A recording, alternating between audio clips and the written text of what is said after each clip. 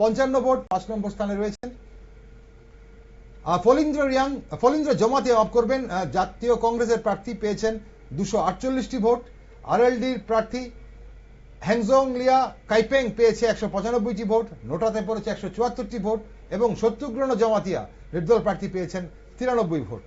10,790 ভোটে ওনার নিকটতম প্রতিদ্বন্দ্বী বিজেপির প্রার্থী সওদাগর কলইকে পরাজিত করেছেন তিপ্রামথা প্রার্থী কমল কলই, জয়লাভ করেছেন 10,790 ভোটে। আপনারা এই মুহূর্তে দেখছেন নিউজ ভ্যানগার্ডের ননস্টপ কভারেজ পাহাড়ের রায় কোন দিকে। আরেকটা প্রশ্ন খুব গুরুত্বপূর্ণ এবার রনিবাবু, যেটা হচ্ছে যে এবারের এডিসি নির্বাচনে আমরা যখন তিপ্রামথা দেখছি আসন বাড়ছে, গতবারে তিপ্রামথা থেকে প্রায় 5-6টি আসন তিপ্রামথা এবার বেশি পেতে পারে বলে দেখা যাচ্ছে। সেখানে যুবদের ভোট, যে যুবদের নিয়ে কথা বলা হচ্ছিল, যে যুবদের কর্মসংস্থানের কথা বলা হচ্ছিল, যুবদের স্কুল কলেজের পড়াশোনার কথা বলা হচ্ছিল, যুবদের নেশায় আসক্তির কথা বলা হচ্ছিল, সেই যুবরা কোন দিকে ভোট করেছেন বলে এবং যুবদের সমর্থন তিপ্রামথা কতটা পেয়েছে বলে আপনি দেখছেন? দেখুন, আমাদের যুবকদের যে মূল সমস্যা তার বেকারত্ব, তার চাকরি, কর্মসংস্থান, কিন্তু সেই দিকে যুবকরা ধাবিত হয়নি। যুব সমাজের মধ্যে জাতীয় অভিমান তৈরি হয়েছে। এই জাতীয় অভিমান সমস্ত কিছুগুলো তার যে দৈনন্দিন যে সমস্যা, তার চাকরির সমস্যা, রোজগারের সমস্যা, বাসস্থানের সমস্যা, চিকিৎসার সমস্যা, তার বাচ্চার লেখাপড়ার সমস্যা, সেগুলি ভুলে গেছে। সেইখানে শুধু তার একটাই প্রশ্ন যে আমরা তানসা ওয়ানসা, আমরা ক্ষমতা পাইতে চাই, ত্রিপুরাটা আমাদের। সেই স্লোগানে সমস্ত যুব সমতায় বেশিরভাগ যুবক যুবতী ত্রিপুরামাতার পক্ষে কাজ করেছে এবং ভোট দিয়েছে, আমার যা ধারণা। ওকে, আপনার কি মনে হয় রনিবাবু এই বিষয়টাতে যুবদের ভোট কতটা তিপ্রামথার সমর্থনে গেছে? না, ত্রিপুরামথা তো অ্যাকচুয়ালি আমি যদি বিচার করি আর কি, মানে ত্রিপুরা রাজ্যের ইতিহাসে উপজাতি এলাকাতে উপজাতি গণমুক্তি পরিষদ বা বামপন্থীদের যে একটা ভিত্তি ছিল, সেটা তো যারা বয়স্ক আছেন তাদের মধ্যে একটা দারুণ প্রভাব ছিল সেখানে। ইয়াং জেনারেশনটা তারা ধরতে পারেনি, তিপ্রামথা সেটা হাইজ্যাক করে নিয়েছে। তো এই ক্ষেত্রে তো প্রথমেই বললাম যে উন্নয়ন বা ওই যে বেকারত্ব, যে তার যে মানে কর্মসংস্থানের ব্যাপার স্যাপারগুলো, এগুলি কোনো কাজে ফ্যাক্টরি না, এগুলি কোনো কাজেই ওদের মাথায় আসেনি। হয়তো ধীরে ধীরে আসবে একদিন, তারা বুঝবে যে এই রাজনীতিটা করে কোনো লাভের কিছুই হবে না। কারণ এই গত 5 বছরও তো হয়নি, আগামী দিনও হবে বলে আমি মনে করি না। তো আমি একটা কথা আমি বলবো ত্রিপুরা রাজ্যের সচেতন জনগণের কাছে, যে ত্রিপুরা রাজ্যের গণতান্ত্রিক যে পরিবেশটা, ভোটের রাজনীতিতে যে উৎসবের মেজাজে যে ভোট হতো, এই যে জিরানিয়াতে যিনি বললেন মানে তিপ্রামথার বিজয়ী ক্যান্ডিডেট, এখানে তো বিজেপি এবং সিপিআইএম এর ক্যান্ডিডেট এখানে পরিষ্কার এখানে কমপ্লেন করেছে নির্বাচন দপ্তরের কাছে যে তাদের মানে মানে কি জানি পুলিং এজেন্টকে সেখানে ঢুকতে দেওয়া হচ্ছে না। তো এটা তো মানে নির্বাচনের দিনেরই ঘটনা, ঠিক কিনা? তো এখন এই পরিবেশটা যদি সেখানে থাকে, রাজ্যের যদি সামগ্রিক ডেমোক্রেটিক পরিবেশ যদি সৃষ্টি না হয়, তো উন্নয়নের ফ্যাক্টর বা মানে ওই যে কি জানি বলে চাকরির যে সমস্ত বিষয়টা, সেগুলো তো মানুষের চিন্তা ভাবনা থেকেই চলে যাবে। মানুষ অন্যদিকে রাজনীতিটা অন্যদিকে চলে যাচ্ছে। এখন জিনিসপত্রের দাম বাড়ছে, কোনো হেলদোল নেই, তারপরে বেকারদের কর্মসংস্থানের কোনো সুযোগ নেই, সে ব্যাপারেও হেলদোল নেই। এখন আমরা শুধুমাত্র জাত্যাভিমান আর ধর্মভিত্তিক রাজনীতি নিয়ে আমরা সব সময় মেতে আছি। তো মানুষের দৃষ্টিভঙ্গি তো একদম টোটালি অ্যাকচুয়ালি মানে ঘুরে যাচ্ছে, অন্যদিকে চলে যাচ্ছে।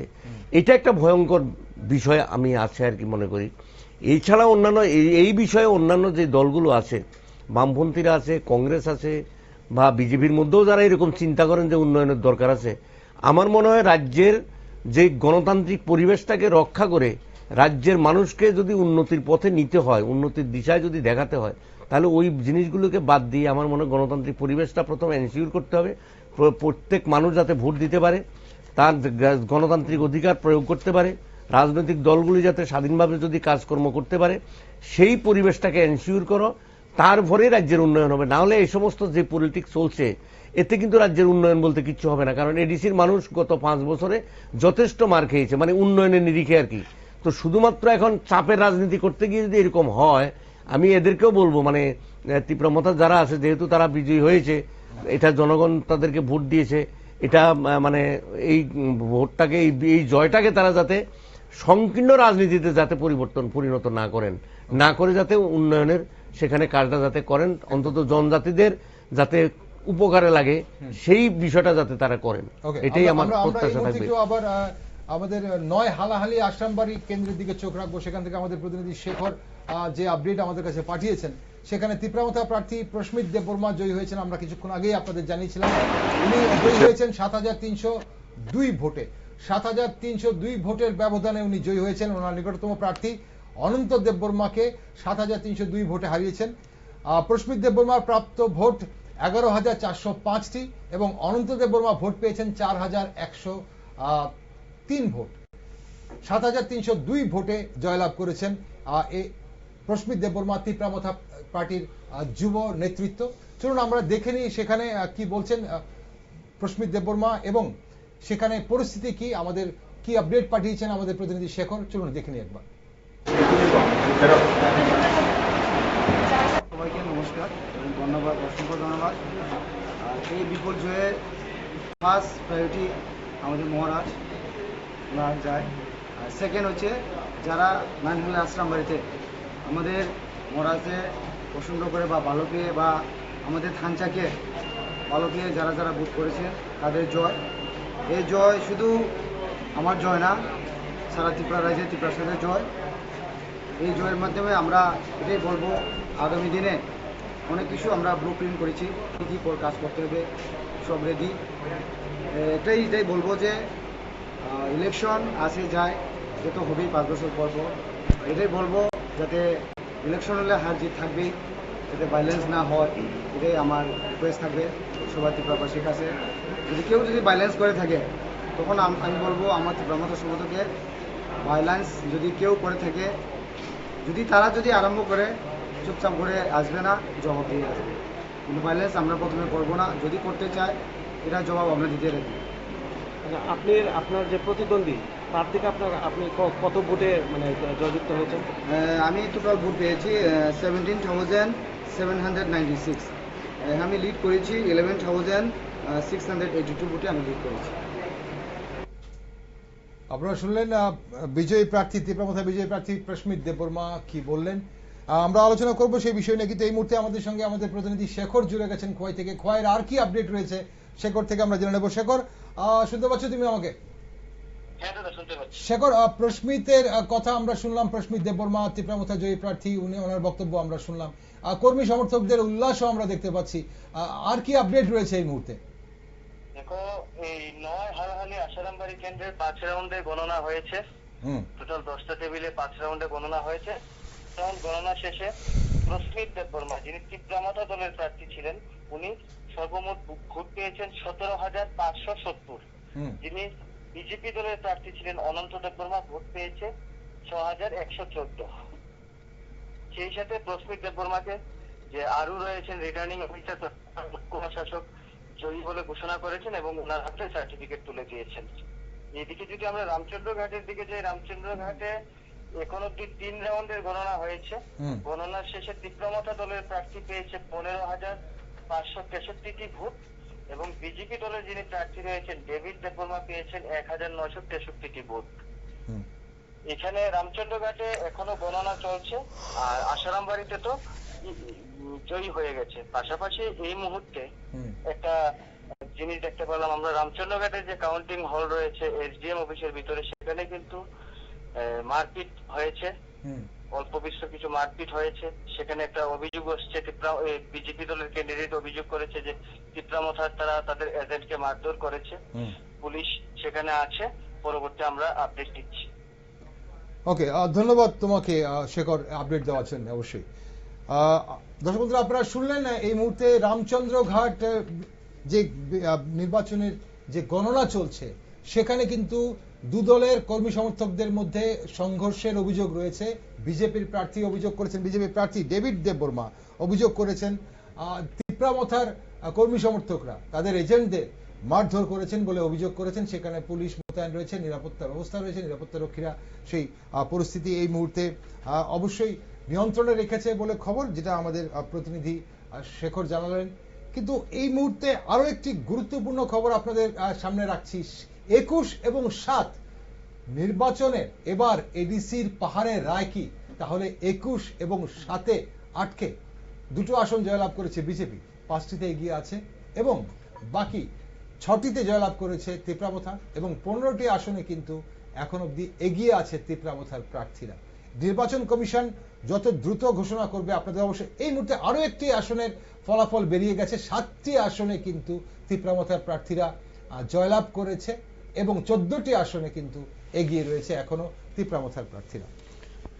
রাজবাড়ী বাবু, এই মুহূর্তে যে জিনিসটা আমাদের আলোচনা করছিলাম আমরা, যে এক্ষুনি আমরা দেখলাম প্রস্মিত দেববর্মা যে কথাটা বলছিলেন শেষ লগ্নে, আপনারা নিশ্চয়ই শুনেছেন, যে সবাইকে ভায়োলেন্স থেকে বিরত থাকার জন্য আহ্বান করেছেন। আমরা নির্বাচনের আগে আমরা বারবার অভিযোগ শুনছিলাম যে তিপ্রামথার কর্মী সমর্থকরা বিভিন্নভাবে সংঘাতে জড়িয়ে পড়ছেন, সংঘর্ষে জড়িয়ে পড়ছেন।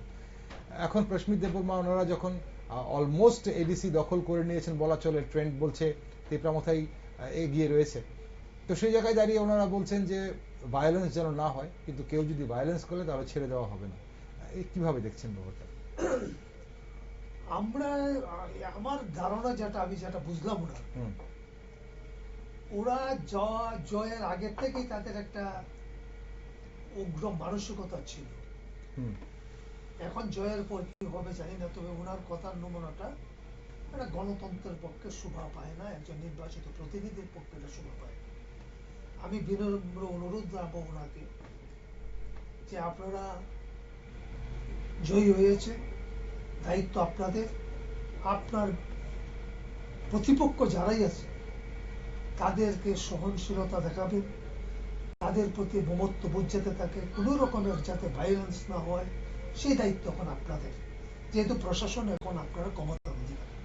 এবং পাশাপাশি আমি সেই কথা বলতে চাই, ত্রিপুরা রাজ্যের মুখ্যমন্ত্রী যার স্বরাষ্ট্র দপ্তর ওনারা, আমরা অনেকদিন যাবৎ দেখছি ত্রিপুরা স্বরাষ্ট্র দপ্তরের পুরাটা ভেঙে গেছে। পুলিশের কোনো ভূমিকা নাই, পুলিশ কোনো কাজ করতে পারে না, পুলিশকে জনগণ আক্রমণ করে। এবং এই যে ঘটনাগুলি, তাতে একটা গণতান্ত্রিক রাজ্য বা গণতান্ত্রিক দেশের পক্ষে সবচেয়ে বিপজ্জনক। পুলিশের ব্যবস্থা স্বরাষ্ট্রমন্ত্রীর সবচেয়ে বড় ফেলিওর। আমি অনুরোধ রাখবো এই ঘটনাটার, এই এডিসি নির্বাচনকে সামনে রেখে আমার মুখ্যমন্ত্রী স্বরাষ্ট্র দপ্তর ওনার এটা দায়িত্ব যে ত্রিপুরা রাজ্যের শান্তি পরিবেশ বজায় রাখার জন্য ওনার পুলিশ যাতে সঠিক ভূমিকা নেয়। কোনো সঠিক ভূমিকা না নিলে আগামীতে এখানে কোনো রকম সমস্যা হতে পারে। এবং ত্রিপুরা রাজ্যের যিনি ডিজি সাহেব বসে আছেন, ওদের কোনো ভূমিকা নাই, ওদের পুলিশ আক্রান্ত হয়, পুলিশ চড়তাপ্পর খায়, কিছুই বলতে পারেন না। আমি বিনম্র অনুরোধ রাখি ওনার কাছে যে আপনারা পুলিশ, জনগণের ট্যাক্সের টাকায় আপনারা বেতন পান, আপনার দায়িত্ব শান্তি শৃঙ্খলা বজায় রাখা। আপনি কোনো সরকারের কোনো নেতার ইন্ধনে আপনি চলতে পারেন না, কারণ আপনি শপথ নিয়েছেন যে আমি আমার দেশের, আমার রাজ্যের জনগণের সঠিক আমি তার রক্ষা করব। সেই দায়িত্বটা আপনারা সেদিন নিয়েছিলেন, যেদিন শপথ নিয়েছেন। আমি বিনম্র অনুরোধ রাখবো আমার মুখ্যমন্ত্রীর কাছে এবং ডিজি সাহেবের কাছে, ওনারা যেন ওনাদের দায়িত্ব পালন করে। নতুবা আস্তে আস্তে আমরা দেখছি ত্রিপুরা রাজ্যে সাধারণ মানুষের পুলিশের উপর থেকে সমস্ত আস্থা চলে গেছে। পুলিশের উপর থেকে যদি মানুষের আস্থা চলে যায়, আগামী দিনে ত্রিপুরা রাজ্যে একটা নৈরাজ্য অবস্থা সৃষ্টি হবে। এই নৈরাজ্য কিন্তু ভারত ত্রিপুরা রাজ্যকে এমন একটা অন্ধকার জগতে নিয়ে যাবে, তখন আমাদের আর করার কিছু থাকবে না। রাজবাবু, আমি একটু এই মুহূর্তে আপডেট গুলো আপনার সবাইকে একটু দর্শক দিয়ে দিই। আমরা যদি দেখতে পাই তাহলে 4 নম্বর করমচলা কেন্দ্রে বিজেপির বর্ষীয়ান নেতা বিমল কান্তি চাকমা, উনি কিন্তু 1682 ভোটে পরাজিত হয়েছেন। বিমল কান্তি চাকমা 4 নম্বর করমচলা কেন্দ্রে বিমল কান্তি চাকমা 1682 ভোটে পরাজিত হয়েছেন। আপডেট আমরা কিছুক্ষণের মধ্যেই দিয়ে দেবো। 7 নম্বর দেমছড়া কচুছড়া কেন্দ্রে তিপ্রামথা প্রার্থী ধীরেন্দ্র দেববর্মা, ওনার নিকটতম প্রতিদ্বন্দ্বী বিপিন দেববর্মা থেকে 8658 ভোটে এই মুহূর্তে এগিয়ে রয়েছেন। এবং আরো একটি কেন্দ্র আমরা আপডেট দিতে চাইবো, সেটা 26 বীরচন্দ্রনগর কলসি কেন্দ্রে বিজেপি প্রার্থী সঞ্জীব রিয়াং জয়ী হয়েছে বলে আমাদের কাছে খবর। আমরা বিস্তারিত কিছুক্ষণের মধ্যেই জানিয়ে দেব। আমি রনিবাবুর কাছে যাব। রনিবাবু, যেটা বলছিলাম, যুবদের পর অবশ্যই মহিলারা কতটা এই নির্বাচনে মানে গুরুত্বপূর্ণ ভূমিকা নিয়েছে বলে আপনি মনে করেন? কিন্তু তার আগে যে কথাটা প্রস্মিত দেববর্মা বলেছেন যে আমরা ভায়োলেন্স করব না, ভায়োলেন্স চাই না, সেটা কর্মী সমর্থকদের মধ্যে কতটা এই বার্তা পৌঁছবে, এবং পাশাপাশি ভায়োলেন্স করতে আসলে ছেড়ে দেব না, সেটাও উনি একটা হুমকির সুরে কিন্তু বলেছেন, সেটা কি বলেন? এটা আপনি সঠিক জায়গায় ধরেছেন। আমার মাথায় এটা, আমি এটাই ওর বক্তব্য থেকে পেয়েছিলাম। মহিলা ভোটারদের যে কথা বলছেন আপনি, সেটা তো এভারেজ যুবরা যেভাবে গেছে, অন্যান্য অংশের মানুষ যেভাবে জাতপাত এই সমস্ত জাত্যাভিমানের দ্বারা প্রভাবিত হয়েছে, মহিলারাও একই রকম ভাবে প্রভাবিত হয়েছে। কারণ মহিলা ভোটার তো 50% ভোটার আমাদের দেশে, 1-2% দিক সেদিক, পুরুষ ভোটারের সঙ্গে মহিলা ভোটারের ডিফারেন্স খুব একটা বেশি থাকে না। তো সেক্ষেত্রে এরকমই। এখন প্রমিত দেববর্মা উনি যেটা বললেন, উনি কিন্তু যে বলছেন গণতান্ত্রিক পরিবেশ রক্ষা করতে ভায়োলেন্সের বিরুদ্ধে আমরা থাকব, এটা বলে, এটা ওনার আসল কথা না। ওনার কথাটা হলো শেষ কথাটা, ওই যে পরে যেটা বললেন যে কেউ যদি কিছু করতে যায় তাহলে আমরা সেটা দেখে নেব, এটা হচ্ছে আসল কথা। এখন আমি তো ওই দিনও বলেছিলাম এবং আজকেও আমি বলেছি, অ্যাকচুয়ালি পাহাড়টাকে মনে করছে ওরা ওদের সম্পত্তি, পরিষ্কার কথা। সেখানে যদি তারা যদি সবাই যদি মেনে নেয় যে না পাহাড় তীব্রমতার আছে, এখন এখানে যদি অন্য কোনো জাতীয় দল যদি কাজ করতে যায়, তার গণতান্ত্রিক পরিবেশ যদি রক্ষা করার জন্য যদি কথা বলে, সেখানে তার যদি সাংগঠনিক কাজকর্ম যদি সেখানে করতে যায়, তাহলে ওই যে পরের যে কথাটা বলছে সেই অ্যাকশনটা হবে। মানে এরা এখন এই জায়গায় গেছে আর কি। তো এটা তো মানে পরিষ্কার কথা। আমি এটাও বলে, এটাই তো মানে বলতে বাধ্য হচ্ছি যে এখন আমি আগাম কোনো কমেন্ট করতে চাই না। উন্নয়নের প্রশ্নে অতীতের ধারা যদি বজায় থাকে ভালো, কারণ এরা তো উন্নয়ন কিচ্ছু করে না। আর ডেমোক্রেটিক যে সিচুয়েশন ত্রিপুরা রাজ্যে সেটা ছিল, দীর্ঘ লড়াই সংগ্রামের মধ্য দিয়ে অন্তত আমরা 80 জুনের দাঙ্গার পরে কিন্তু একটা বিশাল পথ অতিক্রম করে কিন্তু ত্রিপুরা রাজ্যটা একটা শান্তিপূর্ণ পরিবেশে ছিল। কে কোন দল করে না করে সেটা অন্য ব্যাপার, সেটা করতেই পারে। গণতন্ত্রের শতপুষ্প বিকশিত হবে, বিভিন্ন দল মতের মানুষ থাকবে, আমার সঙ্গে আরেকজনের মত নাও মিলতে পারে, এক দলের সঙ্গে একটা রাজনৈতিক মতাদর্শগত বিরোধ থাকবে, এটাই স্বাভাবিক, বিরোধ থাকাটাই স্বাভাবিক, কারণ এক একজনের দৃষ্টিভঙ্গি এক এক রকম থাকে। তো সে এক একটা দলের, তো সেটা তো থাকবে, সেটা থাকা বাঞ্ছনীয় এবং সেটা থাকা উচিত, তাতেই জনগণ উপকৃত হয়। ভালো মন্দ শাসক দলের যদি সমালোচনা যদি মানে যদি না থাকে, তাহলে তো সেখানে একদলীয় শাসন জারি হয়।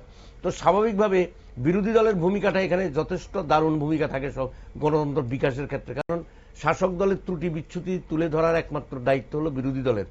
তারা সেই দায়িত্ব যদি সঠিকভাবে পালন করে, সেই দায়িত্ব জনগণের কাছে যেতে পারে, সেগুলি যায়। তো এই ক্ষেত্রে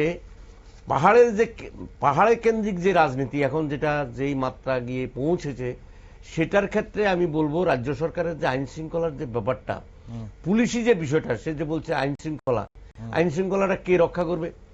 কারণ পুলিশ প্রশাসন যদি সেভাবে ক্ষমতা না পায়, এখন পুলিশরা অনেক সময় রাজনৈতিক নেতাদের অঙ্গুলি হেলানো চলে, বিশেষ করে শাসক দল যেভাবে পুলিশকে চালাবে সে সেভাবেই চলবে, কারণ তাদের বদলি এই সমস্ত অনেক কিছু ব্যাপার স্যাপার আছে, কন্ট্রোলিংটা তাদের হাতে থাকে। তো আমার মনে হয় এই যে বিগত দিনে যে সমস্ত হামলা হুজ্জুতিগুলি হয়েছে, এই পার্টি অফিসগুলি ভাঙা হয়েছে, তারপরে মানুষকে সেখানে যেতে দেওয়া হচ্ছে না, মানুষকে মারধর করা হচ্ছে বিভিন্ন কর্মী সমর্থকদের, এই ধারাটা যদি পরিবর্তন করতে হয় তাহলে কি করতে হবে? যারা সত্যিকারের যারা দোষী, যারা ক্রিমিনাল, যারা এই সমস্ত পাপগুলি করেন। আর আপনি যেটা বলছিলেন আগে বারে, যেটা বলার চেষ্টা করছিলেন যে নেশাটা ত্রিপুরা রাজ্যে এমন জায়গায় গিয়ে পৌঁছাচ্ছে যে নেশা, এই যে সাময়িক উত্তেজনা, এখন একটু নেশা যারা প্রশ্রয় দেবে তাদের পক্ষে ইয়ং জেনারেশন সাংঘাতিক। আমি কালকেই তো দেখেছি রাস্তা দিয়ে হাঁটা যায় না, এই সমস্ত খেয়ে কিরকম রাত্র 8টা বাজে এইভাবে উন্মাদনার সৃষ্টি করা হয়েছে, সেগুলিকে রক্ষা করতে হবে, আইন শৃঙ্খলার দায়িত্ব সরকারকে নিতে হবে। আলোচনায় আসবো আমরা। এই মুহূর্তে আরো একটি আপডেট, আমাদের 8 গঙ্গানগর গন্ডাছড়া কেন্দ্রের ফলাফল ঘোষিত হয়ে গেছে।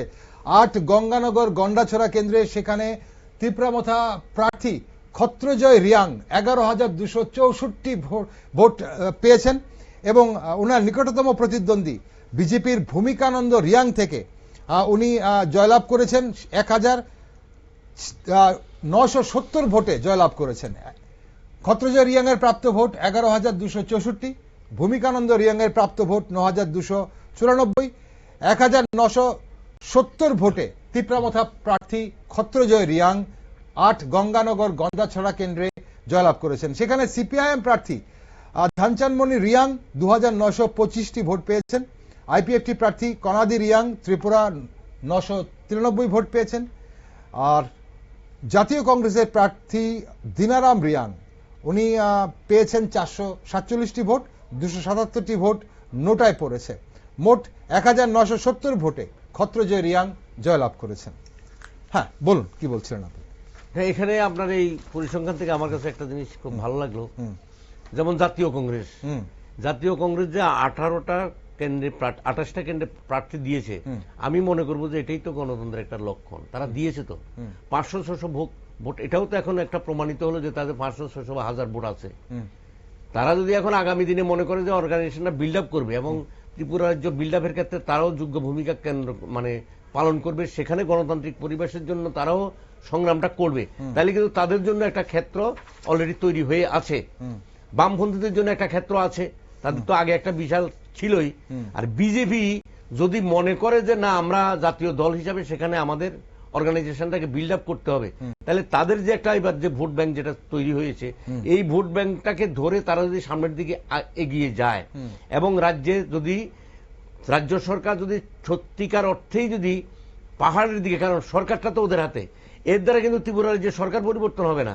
কারণ এদের যথেষ্ট সংখ্যক এমএলএ তিপ্রামথা যদি মন্ত্রিসভা থেকে সরেও যায়, তারপরেও যে সংখ্যক এমএলএ আছে সরকার কিন্তু সেখানে টিকে যাবে, সরকারের কিন্তু কিচ্ছু হবে না।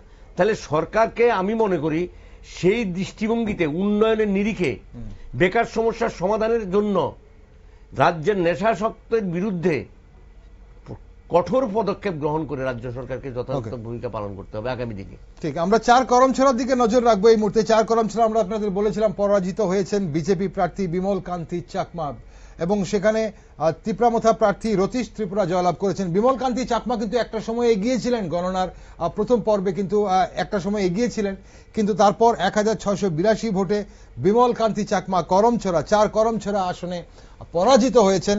ওনার নিকটতম প্রার্থী তিপ্রামথা রতীশ ত্রিপুরার কাছে উনি পরাজিত হয়েছেন। কি বলছেন বিমল কান্তি চাকমা ফলাফল ঘোষণার পর? চলুন এক নজর আমরা একটু শুনে নিই। এই ফলাফল হয়তো আমাদের কোনো কাজে ত্রুটি রয়েছে, কোথাও হয়তো আমাদের ত্রুটি রয়েছে, কারণ আজকে রেজাল্ট হওয়ার কথা না, অথবা আমরা জনজাতির জন্য রাজ্য এবং কেন্দ্র সহযোগিতা নিয়ে যেগুলো উন্নয়নমূলক কাজ করার চেষ্টা করেছি, হয়তো সেগুলা আমরা গ্রাসরুট লেভেলে সেটা আমরা দেখাতে পারি না। আপনারা জানেন জনজাতির সমাজ ব্যবস্থার যে অধিকারটা যদি দিয়ে থাকে সেটা ভারতীয় জনতা পার্টি দিয়েছে। 2018 বিধানসভা নির্বাচনে বিজেপি রাজ্যের মধ্যে ক্ষমতা আসার পর জনজাতির সমাজ ব্যবস্থার স্বীকৃতি দেওয়া হয়েছে। প্রত্যেকটা সম্প্রদায় সমাজপতিদেরকে স্বীকৃতি দেওয়া। আগে আপনারা দেখেছেন বামপন্থীর আমলে যে কোনো জনজাতির সমাজ ব্যবস্থার উপর তাদের বিচার ব্যবস্থা কোথায় ছিল, সিপিএম পার্টি অফিসে হতো। সেই অধিকারটা কিন্তু আমরা দিয়ে সরকারের স্বীকৃতি হিসাবে। এরপরে যদি এত কিছুর পরেও আপনি গতবারও কিন্তু 4 নং করমছড়া থেকে কিন্তু আপনি বিজেপি দলের হয়ে প্রার্থী ছিলেন এবং ভোটে জয়লাভ করেছিলেন। আপনি এখন দাবি করছেন জনজাতির হয়ে বিজেপি দল অনেক করেছে বা আগামী দিনেও করবে, তারপরেও আপনি চলুন আপনারা শুনছিলেন সেখানে বিমল কান্তি চাকমা উনি কি বলছিলেন। পরাজিত হয়েছেন, পরাজিত প্রার্থী, বিজেপির পরাজিত প্রার্থী।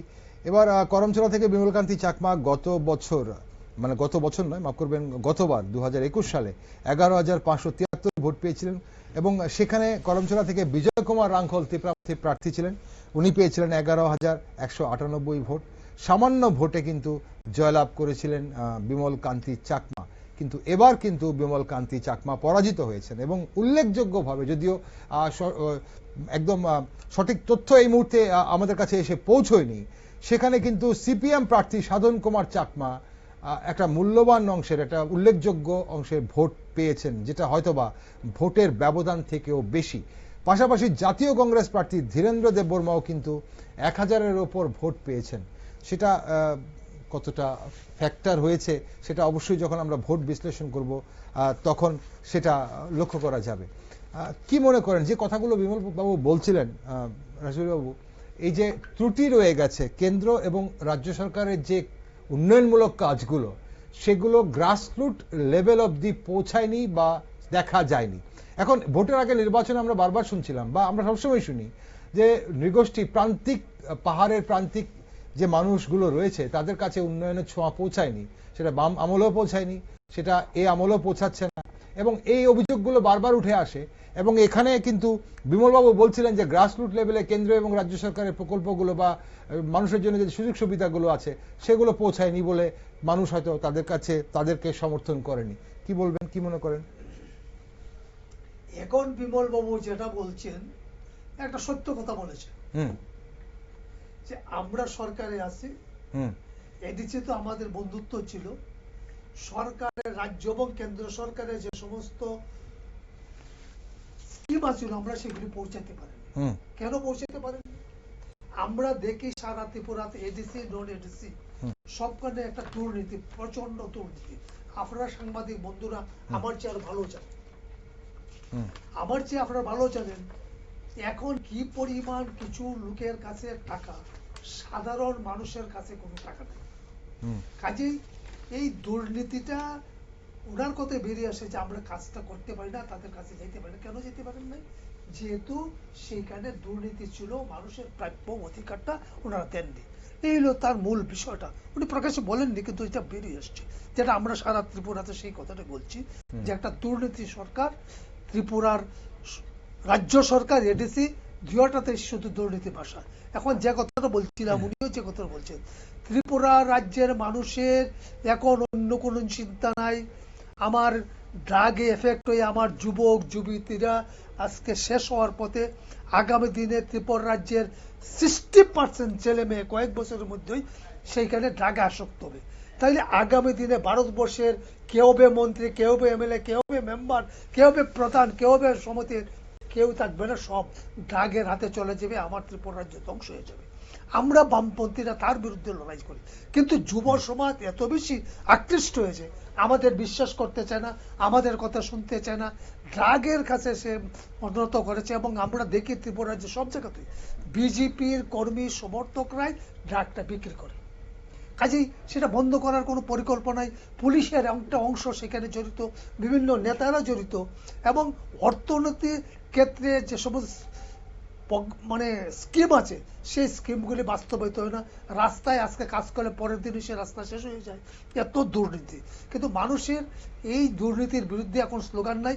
মানুষের দুইটা যে সমতলে হিন্দু জাগো, পাহাড়ে তিপ্রা জাগো, এই যে স্লোগান মানুষের মধ্যে বিভাজন সৃষ্টি করেছে, সেই বিভাজন থেকে আমরা বামপন্থীরা, সিপিআই সহ এবং কংগ্রেসের যে গণতান্ত্রিক শক্তি ত্রিপুরাতে যারা আছে, সবাই ঐক্যবদ্ধ হয়ে আগামী দিনে সেই মেরুকরণ থেকে আমাদের বেরোতে হবে, যে জাতি উপজাতির লড়াই নয়, হিন্দু মুসলমানের লড়াই নয়, আমাদের গণতন্ত্রের অধিকারকে প্রতিষ্ঠা করা এবং সাংবিধানিক যে সমস্ত অধিকার আছে সেইখানে যাতে আমরা বড় অংশ নিতে পারি, সেই কাজটা করলেই আগামী দিনে আমরা ত্রিপুরা থেকে এই সাম্প্রদায়িকতার বীজ, বিভেদ এবং মানুষের মধ্যে যে ঐক্য বিনষ্ট হয় সেটাকে আমরা রক্ষা করতে পারি।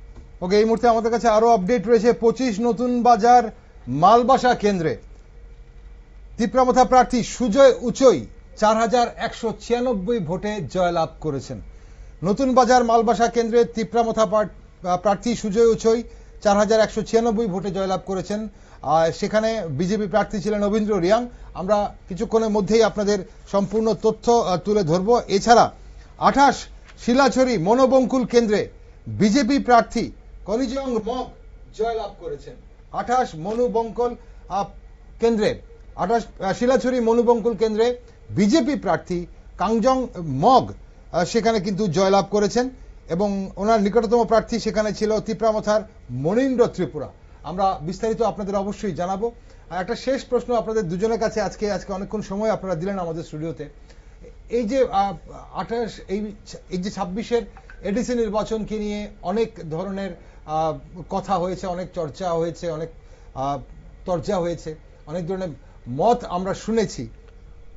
পাহাড়ের মানুষের এই যে ফলাফল, এই যে 21-7 এখন অব্দি যা দেখা যাচ্ছে, মথার পক্ষে 21টি আসন এবং বিজেপির পক্ষে 7টি আসন, তাই যদি হয়ে থাকে শেষ অব্দি, তাহলে আগামী 5 বছর মানুষের উন্নয়ন কোথায় দেখছেন আপনারা? ননীবাবু, মানুষের কতটা উন্নয়ন হবে বলে আপনারা দেখছেন? না, উন্নয়নের প্রশ্নটা তো আমি কি বলবো, যেহেতু নির্বাচনে উন্নয়নের প্রশ্নটা কাজ করেনি, তো আগামী দিনে তো কি হবে জানি না আমি। এটা কি শুধু থানসা বা তিপ্রাসার মধ্যে সীমাবদ্ধ থাকবে, নাকি উন্নয়নের প্রশ্নে উপজাতিরা ভাববে? তো সেখানে কিন্তু এডিসি গঠন করা হয়েছে শুধু কিন্তু মানে উপজাতিদের যে প্রোটেকশন দেওয়ার জন্য, যে সেটা ব্যাপারটা কিন্তু এরকম না। যে এলাকাটা 70% সেখানে প্রচুর পরিমাণে বাঙালি অংশের মানুষও আছে, মানে অনুপজাতি অংশের মানুষও আছে। উন্নয়নের প্রশ্নটা কিন্তু সবার জন্য।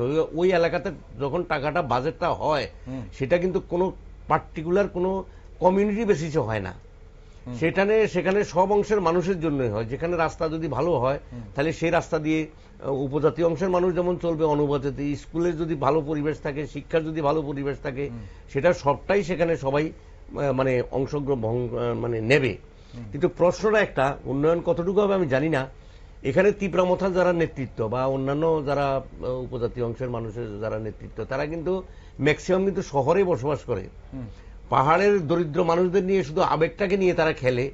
সেখানের উন্নতি কদ্দূর হবে আমি জানি না। তাদের বাচ্চাগুলো কিন্তু পাহাড়ে না, সমতলের এই মানে যেই স্কুলগুলি আছে নামি দামি, সেই সমস্ত স্কুলেই পড়ে, অথবা কেউ শিলং পড়ায় বা ভারতবর্ষের অন্যান্য জায়গায় পড়ায়। সুতরাং ওই যে প্রান্তিক অংশের মানুষের যে মানে শিক্ষা, তার স্বাস্থ্য, তার অন্ন, তার বস্ত্র, তার বাসস্থানের জন্য যে মানুষের যে মানে 5টা যে মৌলিক চাহিদা আছে, এগুলির উন্নয়নের জন্য আগামী দিনে কতটুকু হবে সেটা প্রত্যাশা করা ছাড়া কিছুই বলা যাবে না। এখন কোনো মানে মন্তব্য করা সম্ভব না। অতীতের অভিজ্ঞতা যদি ধরি, যদি এই ট্র্যাডিশন চলে, তাহলে তো কিছুই হবে না। ওকে, আমরা আরেকটা আপডেট এই মুহূর্তে দিতে চাইবো। 6 মনু ছৈলেংটা কেন্দ্রে, সেটা অসংরক্ষিত কেন্দ্র, সেখানে কিন্তু এবার তিপ্রামথার প্রার্থী হলিউড চাকমা এগিয়ে আছেন। আপনাদের জানিয়ে রাখি, তিপ্রামথার প্রার্থী মনু ছৈলেংটা কেন্দ্রে এগিয়ে আছেন। শেষ প্রশ্ন রাজবাবু, আপনার কাছে কি মনে হয় আগামী 5 বছর পাহাড়ের উন্নয়ন কোথায় দেখছেন, কিভাবে দেখছেন? আমাদের 5 বছরের যে অভিজ্ঞতা, সেই অভিজ্ঞতায় তাদের কোনো রেজুলেশন দেখলাম না মত এডিসির ভিতরে, যে আমি ত্রিপুরা রাজ্যের উপজাতিদের কোথায় কোথায় তার সমস্যা, কোথায় কোথায় আমার বাগান করতে হবে, কিভাবে সেটা উন্নয়ন করতে হবে, কোথায় আমার স্কুলে মাস্টার মশাই নাই, কিভাবে শিক্ষক নিয়োগ করব, আর কোন যে জায়গাতে রাস্তা হয় না প্রান্তিক এলাকায়, সেগুলি আমরা পৌঁছে দেবো, সেগুলি কিন্তু আমরা 5 বছর দেখি নাই।